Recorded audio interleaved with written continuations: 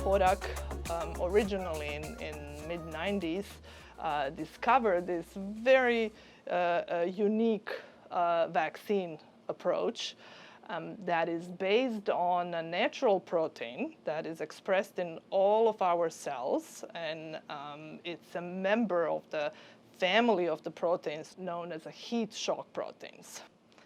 So my name is Natasa Strbo, and I'm assistant professor at the Department of Microbiology and Immunology here at the University of Miami.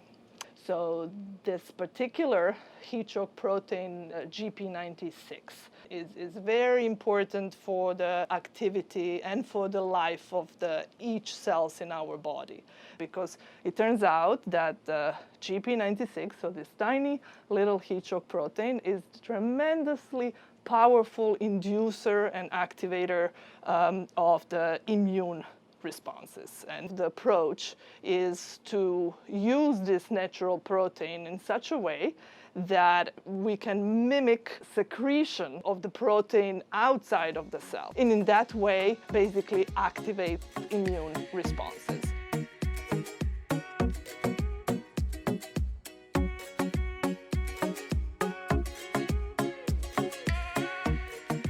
The real uniqueness of this vaccine platform is basically that it can be applied for any infectious disease just by combining our protein, our GP96, with different antigens. And that's exactly what we did and applied this vaccine platform for the Zika, for malaria, HIV, and SARS-CoV-2. So we are actually engineered the cell to produce and to secrete the GP96 and the antigen. So we are using a cell that, of course, cannot proliferate once it's given to the host. So we are just using it basically as a vehicle, as a little pump that can pump the GP96 and in that way induce the immune response in the host. So we still do not have the HIV vaccine. We do have good candidates, but the fight is out there. And we joined the forces in a HIV vaccine development almost 15 years ago. And our aim was to bring some new players at the table in order to combat this very, very difficult virus. Why a difficult virus? Because HIV really mastered the ways to hide from the immune responses. And it's not just the hiding, but it's also the way how it can suppress the immune response and not allow that you do develop appropriate immunity against HIV. And we are trying to improve our vaccine platform for the HIV in basically what our attempt is to really arm the one particular arm of immune system known as T cells, particularly CD8 T cells that can directly kill the infected target. So our vaccine induces these type of the cells, and we did find out that you cannot go in a battle just with one horse. You have to have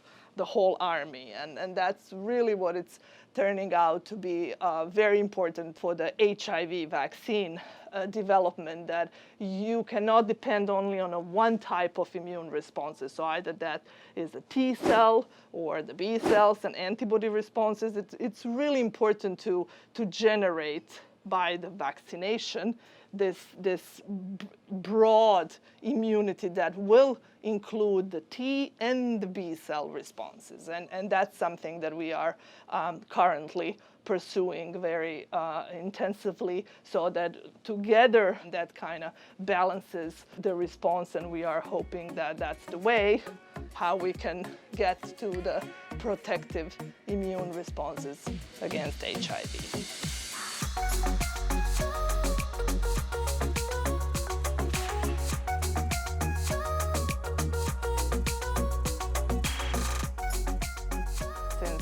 March of last year, we really put all of our efforts in the SARS-CoV-2. And for our COVID-19 GP96 vaccine, we went with the most immunogenic protein, and that's a glycoprotein S, or famous spike protein. And as you probably know, all of the vaccines, most of the vaccines today are really focusing on this protein as the most potent immunogen that can induce specific immune responses against COVID-2. So we went ahead as well and used the protein S as our antigen and combined it with the GP96. So currently our development is still in a preclinical phase, but since April 2020, I think we made a tremendous success in the way that we made the vaccine, and we tested the vaccine in the animal model, and we prove the immunogenicity of the vaccine, and now we are moving in the next very, very important phase, and that includes what we call efficacy studies. So now we have to we have to see if the immune response that it's induced with our vaccine actually protective. So we have to infect the animals to see if our vaccine will provide protection against SARS-CoV-2. So these experiments are going on as we speak. So we are very excited about this phase, because once we have the confirmation and we get the results from these experiments, then we can start moving towards a clinical phase, and that's looking at of course, at the response of the vaccine in humans. So that's very, very exciting.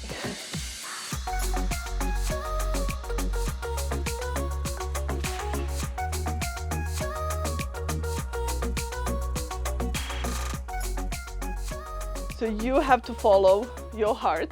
That's first.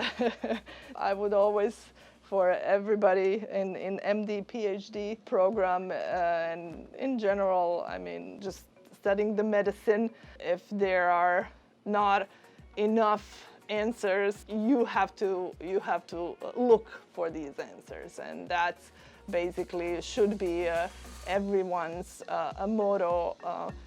To explore and to go further and look really what you are interested in, and I think that's the biggest driver for all of the things in life, and that your heart is there.